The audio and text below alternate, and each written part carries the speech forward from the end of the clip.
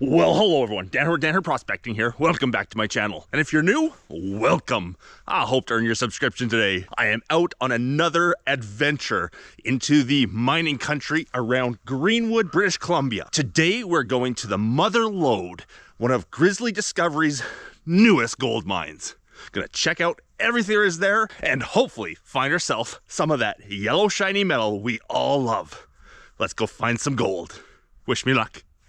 And I hope you enjoy.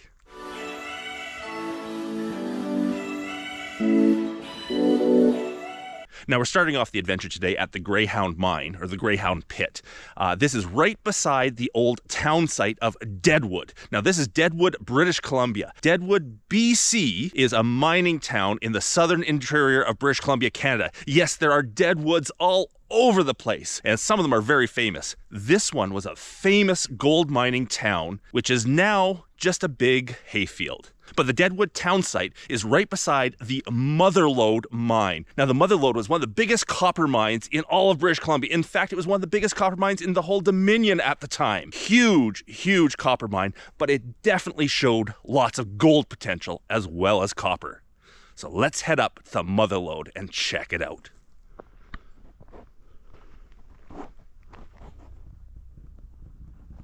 And on the way up to the Motherlode, got to stop at the next mine site. This is the Sunset Copper Mine. And apparently in this one here, they have actually found native copper, which is something that I'd love to discover for myself someday. So I might put some time and effort into this site here and see if I can find myself a chunk of native copper. Maybe not today, because I have other bigger ambitions today, but this is pretty cool. The Sunset Pit. And as with most mine sites in this area, they weren't just focusing on one commodity. They would name a mine after the commodity that was most significant at that spot. So this would be called a copper mine. However, they would be pulling gold, silver, zinc, lead, and copper all out of this mine here in different quantities. But because the copper was so intensely rich here, they would be calling this a copper mine. Even though, yes, they would have been pulling a lot of gold out of here. And azurite and malachite staining everywhere around these old copper mines. As the copper ore oxidizes, it makes this carbonate of copper called malachite, in this case, which is a bright green color. If we see any blue, that's azurite. And if we see anything shiny, metallic looking, it would be chalcopyrite. And obviously some underground workings, as well as the big open pit. Down into the abyss. Okay, off to the Motherlode. And here we are, the Motherlode pit, which was the largest copper mine back in its day. Wow, that's a big hole in the ground. I'm not sure if the camera is giving you the scale here. That is huge. Now, I love checking out these old mines just as much as the next guy. But, you know, I'm all about finding things. I love the hunt for minerals and finding treasures, nature's treasures. So one of my goals today is to actually take a sample from one of these sites. I'm hoping the Motherlode, but the Sunset might be the one. Take a sample of the old tailings, old mullock piles, the old garbage that they left behind on the surface, and seeing if I can find either a piece of native copper, a piece of native gold, some really cool pyrite crystals. I want to find something in the stuff they left on the surface to make it a treasure hunting adventure, not just a sightseeing, checking out the old mine day. So I don't know what I'm gonna take yet, but I'm gonna take some sort of sample with me.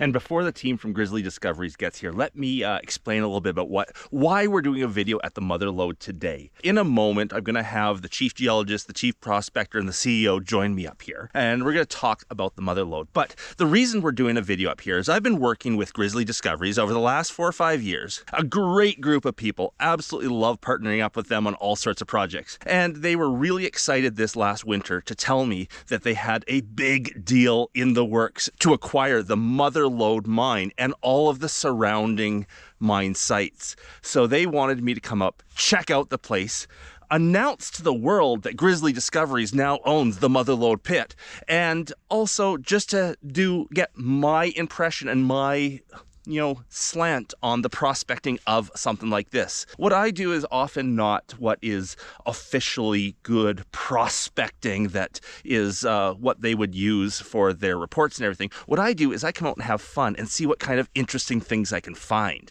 And they have all the prospectors doing all the proper prospecting and geology work here, and then a little bit different view from me, who's here to have fun. But they were really excited to sort of involve me somewhat in their acquisition of the Motherlode pit, because this is big. This is awesome. But I will let them talk about that more when they get here.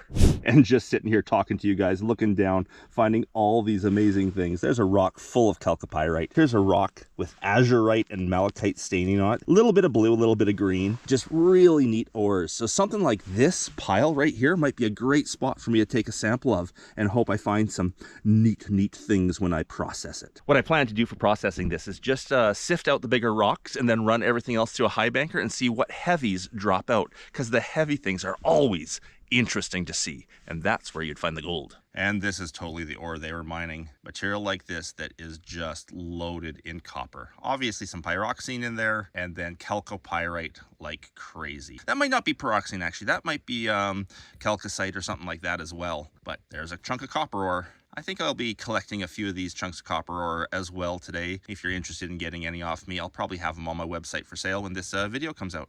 Here's a piece of calcite with some copper crystals inside it, copper pyrite crystals inside of it. Always fun to play with the calcite pieces, because even simple vinegar can dissolve calcite, which often leaves the full crystal of the sulfide sitting behind in its natural shape. Always love playing with calcite. And there's that malachite staining I was talking about. Yes, these three rocks were all within a foot of my foot while I was sitting here talking on camera. And look at that halo of malachite staining around the copper in the middle there. As it oxidizes, it creates this copper carbonate called malachite. You can see the copper ore in the middle is oxidizing and making this halo of malachite all around it. And obviously the ore body here was bordered by this limestone, because we have these limestone pieces over here, which also can be dissolved nicely in an acid. So if we can find a chunk that has the combination between the copper ore and the limestone, that's another thing that we could get amazing mineral specimens from as we dissolve away the limestone. That's something else I'll be watching for as the day goes on. Cool rocks everywhere. Cool rocks everywhere.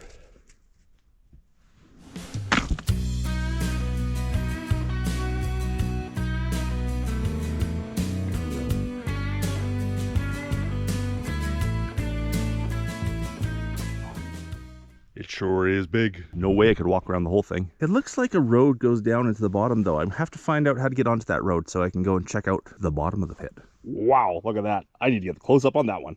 And the gold looking stuff in there, no, that's not gold. That's chalcopyrite. That's the copper ore. That's the stuff that they would crush down, smelt out, and make copper wires for your house. All sorts of copper needs come from chalcopyrite, just like that. Not sure if the camera's picking that up, but that is just copper pyrite all through that. Chalcopyrite and lichen.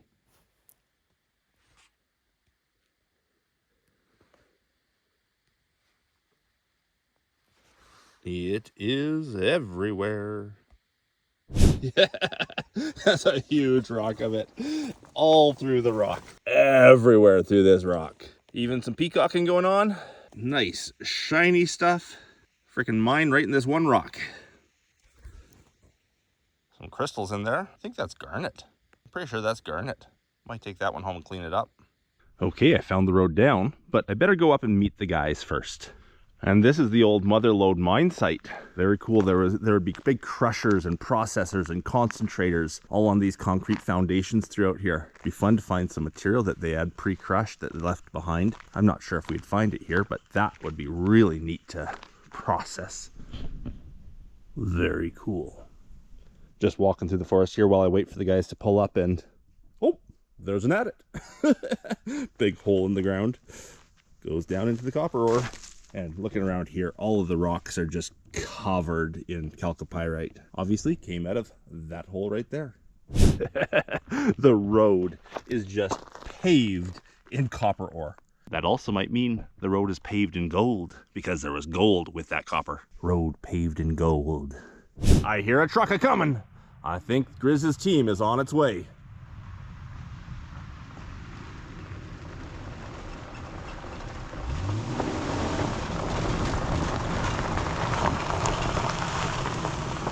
So we got the Grizzly team here now, and we're gonna start doing some prospecting today and learning a little bit about the Motherlode. But first, let's introduce the team. First, we got Brian, or Grizz, here, who is the CEO of Grizzly Discoveries. We got Mike, the chief geologist, and Sibo, the chief prospector and dishwasher. So, Grizz, can you tell us a little bit about Grizzly Discoveries? Grizzly Discoveries is a junior exploration company. We have 178,000 acres in the prolific Greenwood mining district of British Columbia. We trade on the TSX GZD and on the OTCB market GZDIF. Awesome. Grizzly Discovery, publicly traded company that I am not part of, but I enjoy working with, for sure. And we're gonna get these two on camera a little bit more when we get over to the Motherlode. So, Sibo, your job today, I'll help you with it, of course. Yeah. We got to fill 3 buckets of small grain stuff. So whatever might be crushed or powdered or decomposed. Obviously, we want to do it close to where we can get the vehicle because we don't want to carry it very far. But basically anything that's rusty, where it's decomposed, we want 3 buckets full. And we're also going to take 2 buckets from the Sunset pit because apparently there's free milled copper there. Native copper. Yes, I've heard that. There we go. We put Sibo to work. And as usual, Mike is breaking rocks and looking inside. Ooh, I see shinies. Pure tight. A little bit of Calco. A little bit of Calco. Yeah, I think that rusty one is more to the Calco and a bit of pure tight. Kicking around. So what kind of deposit we got here? The Motherlode is a skarn that's hosted in limestone, what we call exoskarn, and it is a very classical epidote garnet magnetite skarn. Cool. Already found 1 great garnet specimen. I hope to find more. Magnetite and chalcopyrite. So that's all limestone. Look, there are a couple of pods, and that's why you see some workings up in there. But this is the main limestone unit, and where it's all turned brown, that is the main zone. You can kind of see it striking that way, and that's why they glory hole down there. So the underground workings, they kind of trend down that way, right? That's where the underground workings went. And you can see all the alteration in the wall rock why the guys drilled a hole from back there, kind of attacking it this way, right? And they postulated that there's low grade gold, and in fact there is. They proved it's something like 0.1 or 0.2 grams over like several hundred feet in that drill hole with a nice intersection at the end. Excellent. And gold content in a copper mine like this is basically just gravy on top. It's the icing on the cake for sure, because you're mining it for the copper and then you get this bonus of gold as well. This thing, from memory, produced about 175,000 ounces of gold and something like 70 or 80 million pounds of copper and about 6 million ounces of silver. So, you know, it was a fair producer, and that's just what listed. I mean, there probably was a lot more produced in there because a lot of the production years underground were 1902 to about 1920. And then this pit was done in 57 to 62. And that's the main recorded numbers, is the open pit. I don't know how good the records are from the old days. This is classic epidote color for me. Sort of that deep olive green. Yeah. Get a bit brighter than that. I mean, that's pretty weathered. Yeah, you see the malachite staining. You see the chalcopyrite in there. Yeah, and you can see it's like, it's a weathering of the chalcopyrite that's in there, right? It's a rind on it. More pyrites down here. Probably a lot more iron in this little section just because it's rusting. Yep. So Sibo, if you're looking for good material for my purposes, anything where you see this great rusted stain means that there was something, a rock or something here that really decomposed and broke down. If there was any silver, gold, copper in it, it'll just be sitting in the pile because it doesn't decompose like the iron does. So that would be a great spot to take a few shovelfuls from.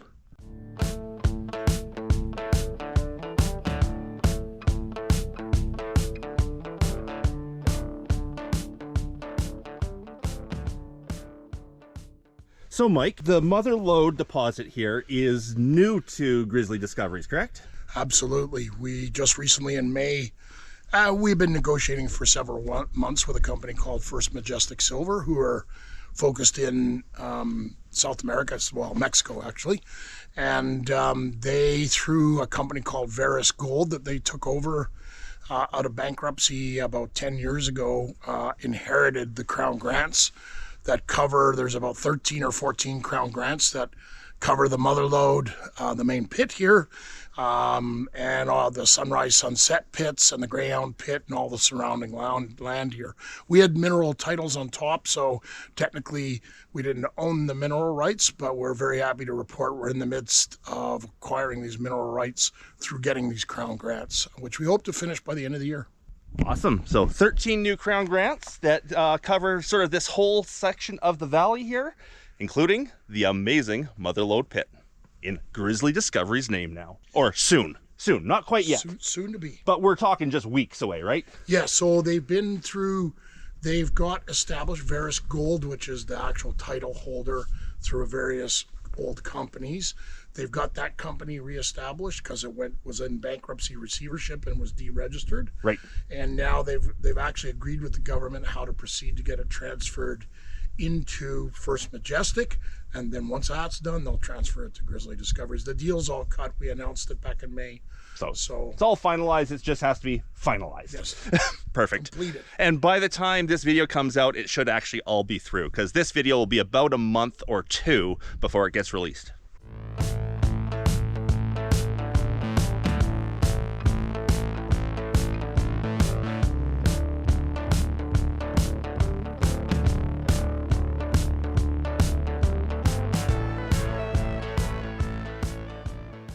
Sibo's my hero. He found me more garnets. Well, through right here. I'll have to keep my eyes open. Oh, you want to be my hero too? No, Mike's my hero. Oh, okay.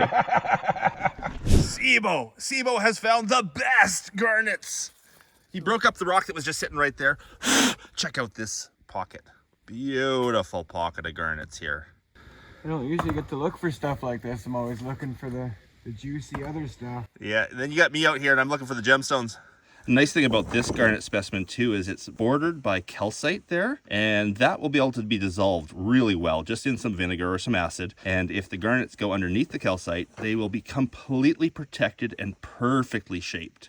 I got a bag of garnet specimens. Oh, So Mike, there's a weird story about this pit and the Sunrise. What is it? Well, the story is there's about 5 or 6 underground levels here from the early 1900s.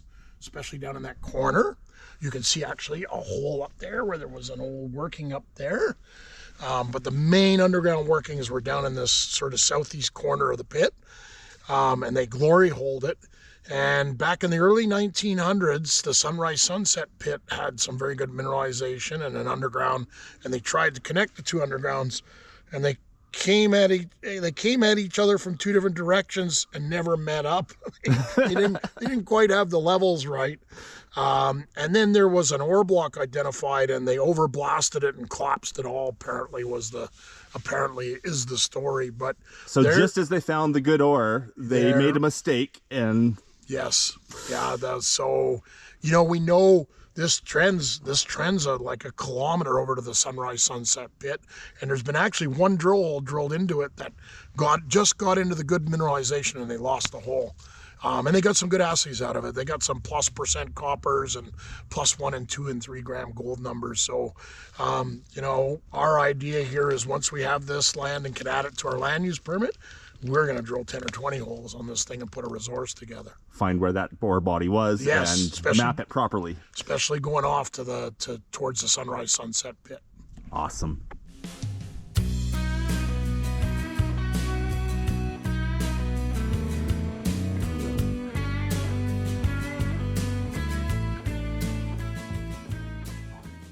I know we're supposed to be looking for copper and gold here, but you can't let a garnet specimen like that just stay in the ground. I don't know what Mike just found, but the words coming out of his mouth at the moment, I don't think I can put on camera. What'd you find, Mikey? Just unbelievable amount of chalcopyrite. Oh yeah, this corner too. All the sulfide, it's not pyrrhotite or pyrite, it's calco. It's just a big rock of chalcopyrite. Oh my goodness. Yeah, look at this corner. It's Unbelievable. And look, there's just a little bit of malachite coming off of it, right? Yep. Just wads of chalcopyrite. This adit's kind of funny. It's not an adit. This was an underground tunnel that when they made this into an open pit, they cut into. So you have opening here and on the other side, opening there. And back in the day when rock was way above us, that would have just been a tunnel straight through. And as always, we see evidence of pack rats in here. Very cool. Feel that cold air coming out of there. Yeah, it's really nice and cool. Here, bear. Here, bear. Here, bear. Any bears in here? Any bears home? Any spiders home? I hate spiders. Check this out. This is just straight up chalcopyrite. Yeah, this would do. Solid rock of it. Yeah. Crystallized epidote. Very cool. We are having so much fun, but unfortunately we're going to have to head back up out of the pit. Hopefully the camera didn't catch what Sibo just said. But we are going to have to head back up out of the pit here, grab those buckets, and unfortunately I'm going to have to hit the road pretty soon. But I will definitely be showing you what I process out of those buckets of material. Sibo's off digging 2 buckets from one spot. I'm digging 2 buckets from another spot. 2 and 2 makes 5, right? No, I think Sibo's getting 3. Looking for this rusty stuff because that's what frees up. Native copper, free milled gold, that kind of stuff. When the iron rusts away, it just leaves the stuff that doesn't rust sitting on the surface. And that will do. Not quite a full bucket. Maybe I'm learning. Well, that was an awesome adventure. Yesterday at the new Apex mine, today at the new Motherlode mine. Grizz, I absolutely love hanging out with you. Yeah, it's been a blast. Yesterday we were on top of the world, and today we're in the bowels of the earth. Pretty much. So it's all good. Remember, Grizzly Discoveries trades on the Toronto Stock Exchange under GZD if you're interested in getting involved. Absolutely no financial advice involved there, but these guys are awesome to work with. So thanks, Grizz. We trade under, in the States, it's GZDIF. GZDIF on which exchange? The OTCB. The OTCB. Anyhow, hope you enjoyed the video. If you did, please leave me that thumbs up. If I haven't earned your subscription yet, I hope I earned it today. A big thanks to everyone for watching. Until the next one, bye! Say bye, Sibo! Bye!